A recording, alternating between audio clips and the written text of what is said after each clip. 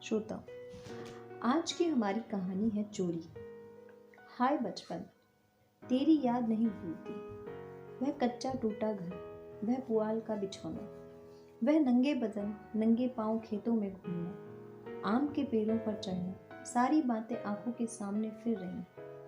चमरौधे जूतों पहनकर उस वक्त कितनी खुशी होती थी, अब फ्लैक्स के बूटों से भी नहीं होती। गरम पनवे रस में जो मज़ा था, अब वह गुलाब के शरबत में भी नहीं। चबेने और कच्चे बेरों में जो रस था, वह अब अंगूर और खीर मोहन में भी नहीं मिलता। मैं अपने चचेरे भाई हलदर के साथ दूसरे गांव में एक मौलवी साहब के यहाँ पढ़ने जाया करता था। मेरी उम्र 8 साल थी और हलदर, जो अब स्वर्ग में निवास कर रहे हैं, मुझसे 2 साल बड़े थे। हम दोनों प्रातःकाल बासी रोटियां खाकर दोपहर के लिए मटर और जौ का चबेना लेकर चल देते थे। फिर तो सारा दिन अपना था। मौलवी साहब के यहाँ कोई हाजिरी का रजिस्टर तो था नहीं और ना गैर हाजिरी का जुर्माना ही देना पड़ता था। फिर डर किस बात का? कभी तो थाने के सामने खड़े सिपाहियों की कवायद देखते, कभी किसी भालू या बंदर नाचने वाले मदारी के पीछे पीछे घूमने में दिन काट देते, कभी रेलवे स्टेशन की ओर निकल जाते और गाड़ियों की बहार देखते। गाड़ियों के समय का जितना ज्ञान हमको था, उतना शायद टाइम टेबल को भी ना था। रास्ते में शहर के एक महाजन ने एक बाग लगवाना शुरू किया। वहां एक कुआं खुद रहा था। वह भी हमारे लिए एक दिलचस्प तमाशा था। बूढ़ा माली हमें अपनी झोपड़ी में बड़े प्रेम से बैठाता था। हम उससे झगड़ झगड़ कर उसका काम करते। कहीं बाल्टी लिए पौधों को सींच रहे हैं, कहीं खुरपियों से क्यारी गोड़ रहे हैं, कहीं कैंची से बेलों की पत्तियां छांट रहे हैं। उन कामों में कितना आनंद था। बाली माल प्रकृति का पंडित था।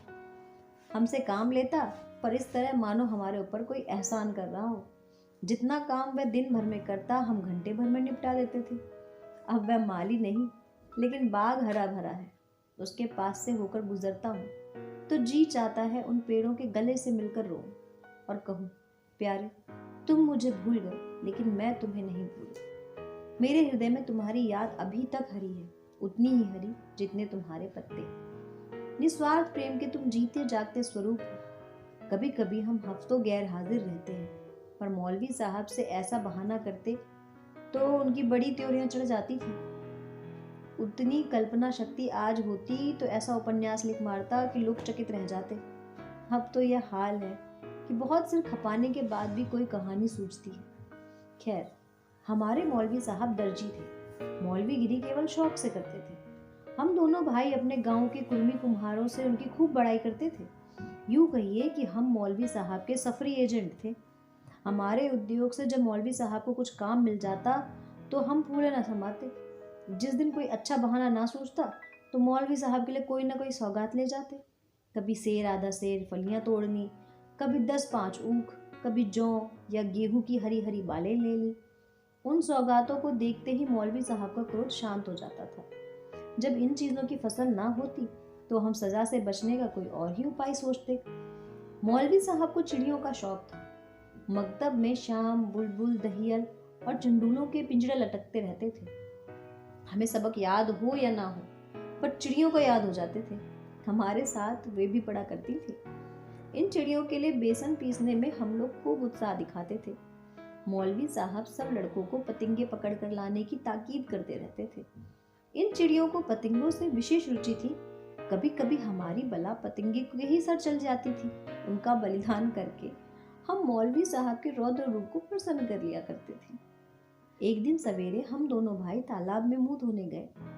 हलदर ने कोई सफेद सी चीज मुट्ठी में लेकर दिखाई। मैंने लपक कर मुट्ठी खोली तो उसमें 1 रुपया था। विस्मित होकर पूछा, यह रुपया तुम्हें कहाँ मिला?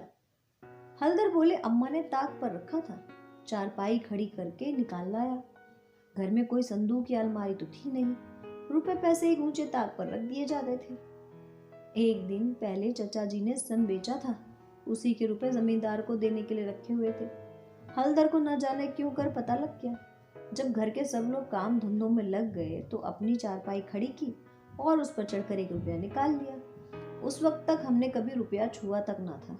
वह रुपया देखकर आनंद और भय की जो तरंगे दिल में उठी थी, वे अभी तक याद है। हमारे लिए वह रुपया अलभ्य वस्तु थी। मौलवी साहब को हमारे यहाँ से सिर्फ 12 आने मिला करते थे। महीने के अंत में चचा जी खुद जाकर पैसे दे आते थे। भला कौन हमारे गर्व का अनुमान कर सकता था। लेकिन मार का भय आनंद में विघ्न डाल रहा था। रुपए अनगिनत तो नहीं थे, चोरी खुल जाना मानी हुई बात थी। चचा जी के क्रोध का भी मुझे तो नहीं, हलदर को प्रत्यक्ष अनुभव हो चुका था। यूं उनसे ज्यादा सीधा साधा आदमी दुनिया में कोई न था। चचा ने उनकी रक्षा का भार सिर पर ना रख लिया होता तो कोई बनिया उन्हें बाजार में बेच सकता था, पर जब क्रोध आ जाता तो फिर उन्हें कुछ न सूझता। और तो और चची भी उनके क्रोध का सामना करते डरती थी। हम दोनों में कई मिनट तक इन्हीं बातों पर विचार किया और आखिर यही निश्चय हुआ कि आई हुई लक्ष्मी को ना जाने देना चाहिए। एक तो हमारे ऊपर संदेह होगा ही, अगर हुआ तो भी हम साफ इनकार कर जाएंगे, कहेंगे हम रुपया लेकर क्या करते। थोड़ा सोच विचार करते तो यह निश्चय पलट जाता और वह विभत्स लीला ना होती जो आगे चलकर हुई। पर उस समय हम में शांति से विचार करने की क्षमता ही ना थी। मुंह हाथ धोकर हम दोनों घर आए और डरते डरते अंदर कदम रखा। अगर कहीं इस वक्त तलाशी की नौबत आई तो फिर भगवान मालिक है। लेकिन सब लोग अपना अपना काम कर रहे थे, कोई हमसे ना बोला। हमने नाश्ता भी न किया, चबेना भी न लिया, किताब बगल में दबाई और मदरसे का रास्ता लिया। बरसात के दिन थे, आकाश पर बादल छाए हुए थे। हम दोनों खुश खुश मकतब चले जा रहे थे। आज काउंसलिंग की मिनिस्ट्री पाकर भी शायद उतना आनंद ना होता। हजारों मंसूबे बांधते थे, हजारों हवाई किले बनाते। यह अवसर बड़े भाग्य से मिला था, जीवन में फिर शायद ही अवसर मिले। इसलिए रुपए को इस तरह खर्च करना चाहते थे कि ज्यादा से ज्यादा दिनों तक चल सके। यद्यपि उन दिनों 5 आने से बहुत अच्छी मिठाई मिलती थी और शायद आधा सेर मिठाई से हम दोनों अफर जाते।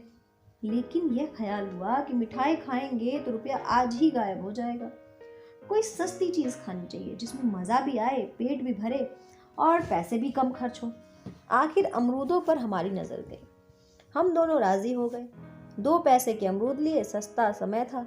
बड़े बड़े 12 अमरूद मिले। हम दोनों ने कुर्तों के दामन भर गए।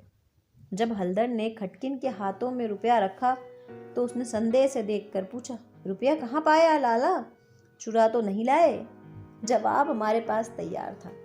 ज्यादा नहीं तो 2-3 किताबें तो पढ़ ही चुके थे। विद्या का कुछ कुछ असर तो हो ही चला था। हमने झट से कहा, मौलवी साहब की फीस देनी है। घर में पैसे ना थे तो चचा जी ने रुपया दे दिया।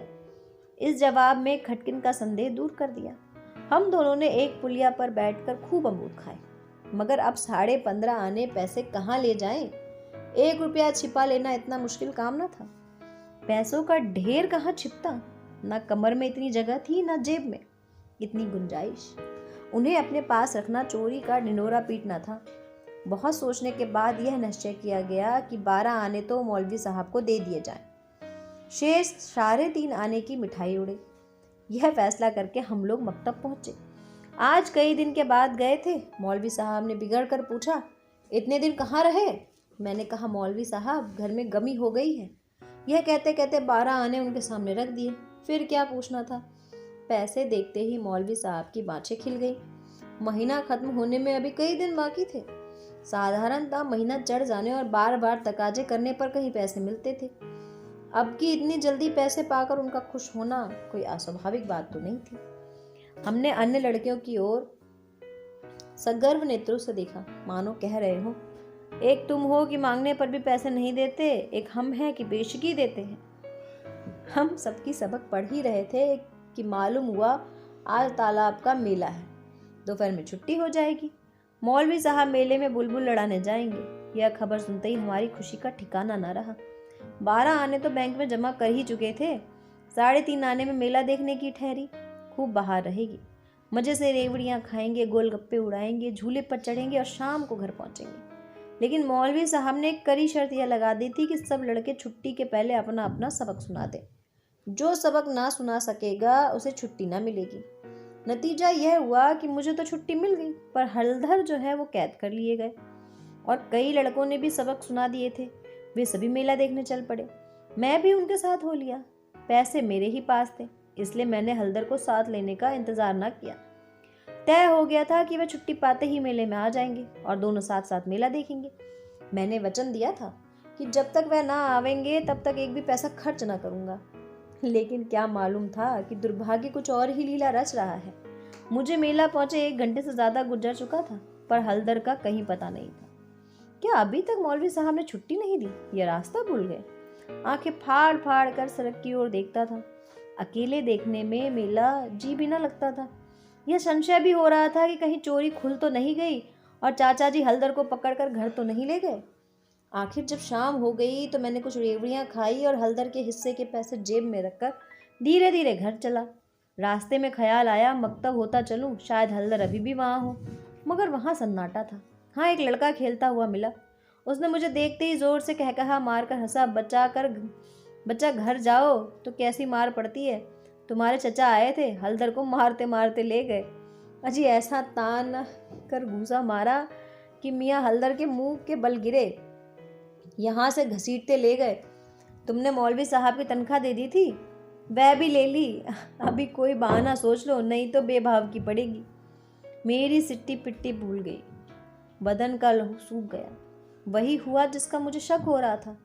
पैर मन मन के भर के हो गए थे। घर की ओर एक एक कदम चलना भी मुश्किल हो गया। देवी देवताओं के जितने नाम याद थे ना, सभी की मानता मानी। किसी को लड्डू, किसी को पेड़े, किसी को बताशे। गांव के पास पहुंचा तो गांव के डी का सुमिरन किया, क्योंकि अपने हलके में डी की इच्छा सर्वप्रधान होती है। यह सब कुछ किया, लेकिन ज्यों ज्यों घर निकट आता था दिल की धड़कन बढ़ती जाती थी, घटाए उमड़ी आती थी। मालूम होता था कि आसमान फटकर गिर ही जाता है। देखता था लोग अपने अपने काम छोड़ छोड़ कर भागे जा रहे हैं। घोड़ू भी पूंछ उठाए घर की ओर उछलते कूदते चले जाते हैं। चिड़ियाँ अपनी घोंसलों की ओर उड़ती चली जा रही है, लेकिन मैं उसी मंद गति से चला जाता था, मानो पैर में शक्ति ही नहीं। जी चाहता था जोर का बुखार चढ़ाए या कहीं चोट लग जाए, लेकिन कहने से धोबी के गधे पर तो नहीं चढ़ता, बुलाने से मौत भी नहीं आती।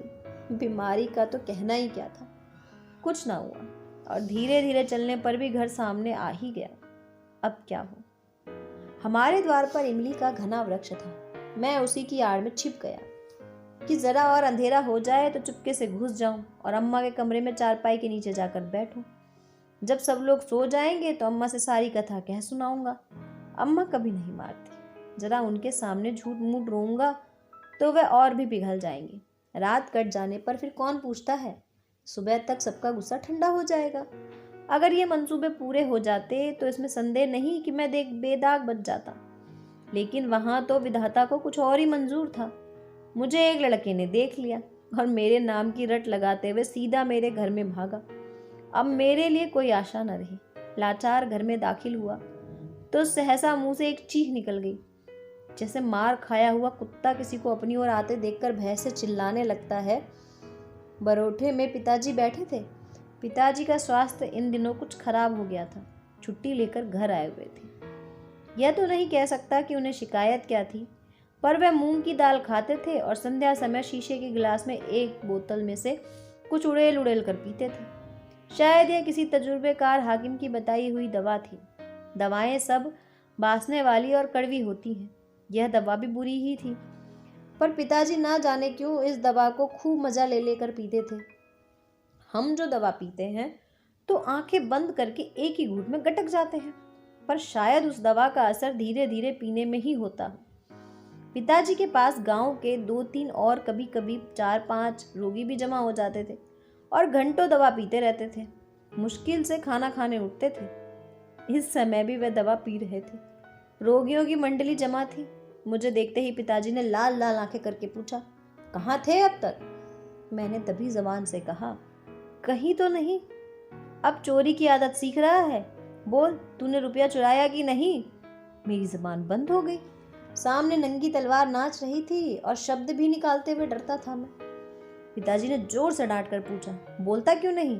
तूने रुपया चुराया कि नहीं? मैंने जान पर खेलकर कहा, मैंने कहा। मुंह से पूरी बात भी न निकलने पाई थी कि पिताजी विकराल रूप धारण किए, दांत पीसते झपट कर उठे और हाथ उठाए मेरी ओर चले आ रहे थे। मैं जोर से चिल्लाकर रोने लगा। ऐसा चिल्लाया कि पिताजी भी सहम गए। उनका हाथ उठा का उठा ही रह गया। शायद समझे कि अब जब अभी से इसका यह हाल है तो तमाचा पड़ जाने पर कहीं इसकी जान ही न निकल जाए। मैंने जो देखा कि मेरी हिमाकत काम कर गई, तो और भी गला फाड़ फाड़ कर रोने लगा। इतने में मंडली के 2-3 आदमियों ने पिताजी को पकड़ लिया और मेरी ओर इशारा करके किया, भाग जा। बच्चे ऐसे मौके पर और भी मचल जाते हैं और व्यर्थ मार खा जाते हैं। मैंने बुद्धिमानी से काम लिया, लेकिन अंदर का दृश्य इससे कहीं भयंकर था। मेरा तो खून सर्द हो गया। हलदर के दोनों हाथ एक खंबे से बंधे थे। सारी देह धूल धूसरित हो रही थी। वह भी अभी तक सिसक रहे थे। शायद वह आंगन भर में लौटे थे। ऐसा मालूम हुआ कि सारा आंगन उनके आंसुओं से भर गया है। चची हलदर को डांट रही थी और अम्मा बैठी मसाला पीस रही थी। सबसे पहले मुझ पर चची की निगाह पड़ी। बोली, लो वह भी आ गया। क्यों रे, रुपया तूने चुराया था कि इसने? मैंने निशंक होकर कहा, हलदर ने। अम्मा बोली, अगर उसी ने चुराया था तो तूने घर में आकर किसी से कहा क्यों नहीं? अब झूठ बोले बगैर बचना मुश्किल था। मैं तो समझता हूँ कि जब जान को खतरा हो तो झूठ बोलना क्षम्य है। हलदर मार खाने के आदी थे।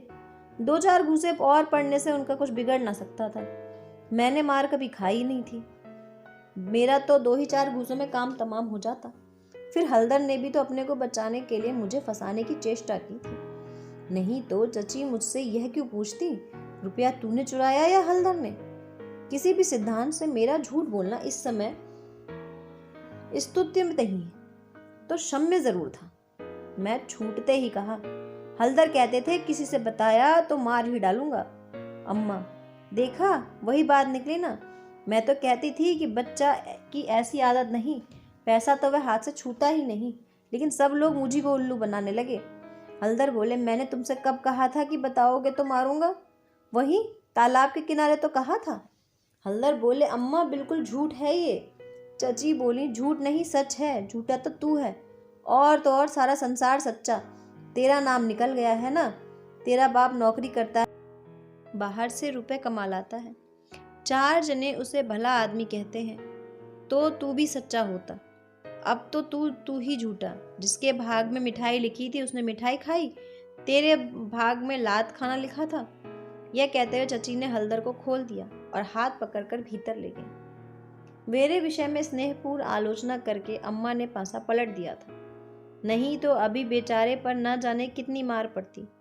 मैं अम्मा के पास बैठकर अपनी निर्दोषिता का राग खूब अलापा। मेरी सरल हृदया माता मुझे सत्य का अवतार समझती थी। उन्हें पूरा विश्वास हो गया कि सारा अपराध हलदर का है। एक क्षण के बाद मैं गुड़ और चमेना लिए कोठरी से बाहर निकला। हलदर भी उसी वक्त चिवड़ा खाते हुए बाहर निकले। हम दोनों साथ साथ बाहर आए और अपनी अपनी बीती सुनाने लगे। मेरी कथा सुखमय थी, हलदर की दुखमय, पर अंत दोनों का एक था, गुड़ और चबेना। Sorry, it's DJ.